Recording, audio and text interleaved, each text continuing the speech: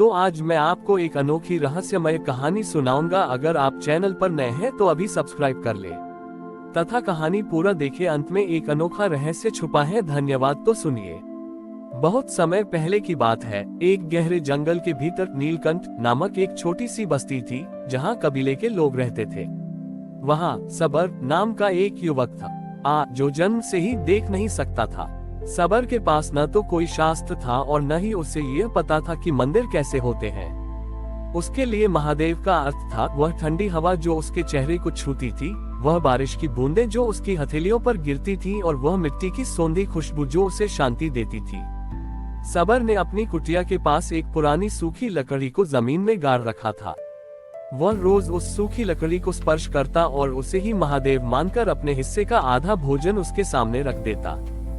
गांव के लोग उसका मजाक उड़ाते और कहते, सबर तू अंधा तो है ही, क्या बुद्धि से भी पैदल है। भला कोई सूखी लकड़ी भी भगवान होती है। शिव तो कैलाश पर बसते हैं, इस मृत लकड़ी में नहीं। सबर बस मुस्कुरा देता और कहता, मेरे महादेव तो यही हैं, मैं उन्हें अपनी उंगलियों से महसूस करता हूँ। एक बार उस क्षेत्र में भीषण आग लग गई। पूरा जंगल धू धू कर जलने लगा। लोग अपनी जान बचाकर भागने लगे।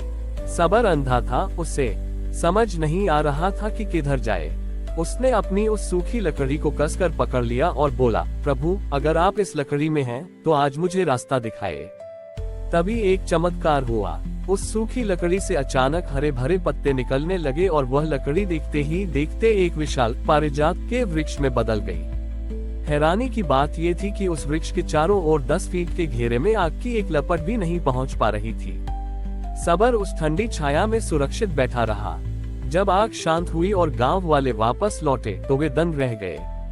पूरा जंगल राख हो चुका था, लेकिन सबर की वह सूखी लकड़ी अब एक दिव्य जीवित वृक्ष बन चुकी थी, जिसमें से दिव्य प्रकाश निकल रहा था।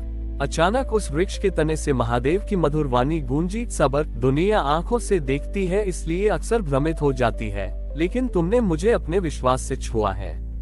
जो लोग मुझे केवल सोने की मूर्तियों में ढूंढते हैं, उन्हें मैं नहीं मिलता, पर जो एक सूखी लकड़ी में भी मेरे प्राण देख लेता है, मैं उसके वश में हो जाता हूँ। महादेव ने सबर की आंखों पर अपना हाथ रखा और उसकी दृष्टि लौटाई।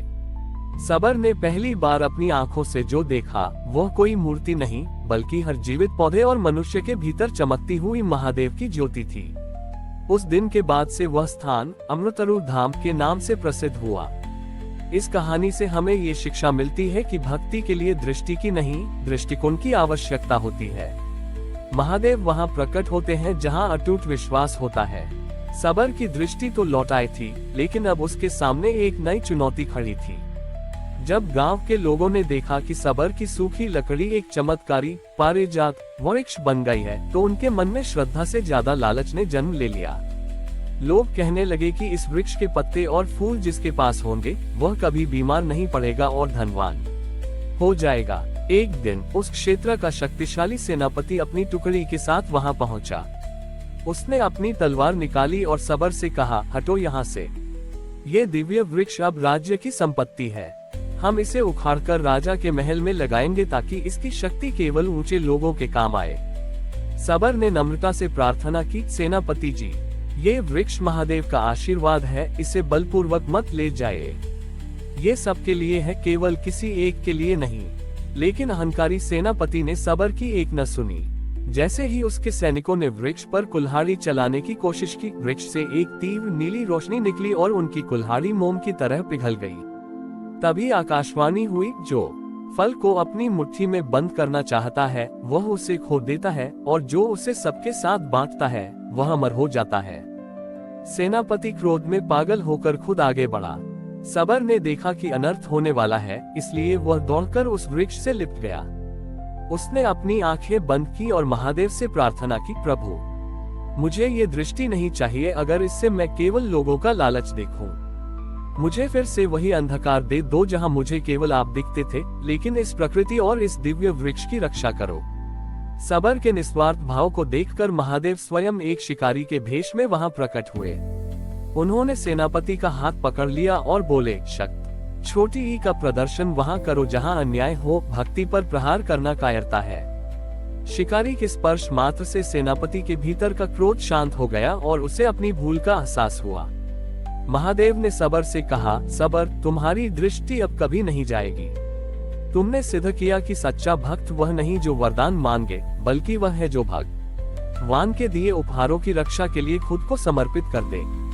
देखते ही देखते वह पारिजात वृक्ष और विशाल हो गया और उसकी जड़ें जमीन के भीतर से बहती हुई एक पवित्र जलधारा कुंड में बदल गईं।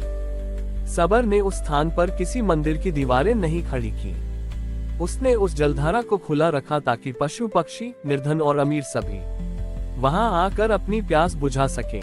वह स्थान आज भी एक ऐसे तीर्थ के रूप में जाना जाता है जहां प्रकृति ही साक्षात शिव है। सबर ने अपनी अंतिम सांस तक उस वृक्ष की सेवा की और अंत में वह उसी पारिजात के एक फूल के रूप में विलीन हो गया। हमारी और भी आध्यात्मिक एवं अनोखी कहानियां देखने के लिए हमारे चैनल पर जाएं तथा धार्मिक एवं पौराणिक अनोखी कहानियां हमारे चैनल पर है। कृपया जाके देखें तथा हमारे चैनल को सब्सक्राइब करके रखें और वीडियो लाइक जरूर करें। धन्यवाद।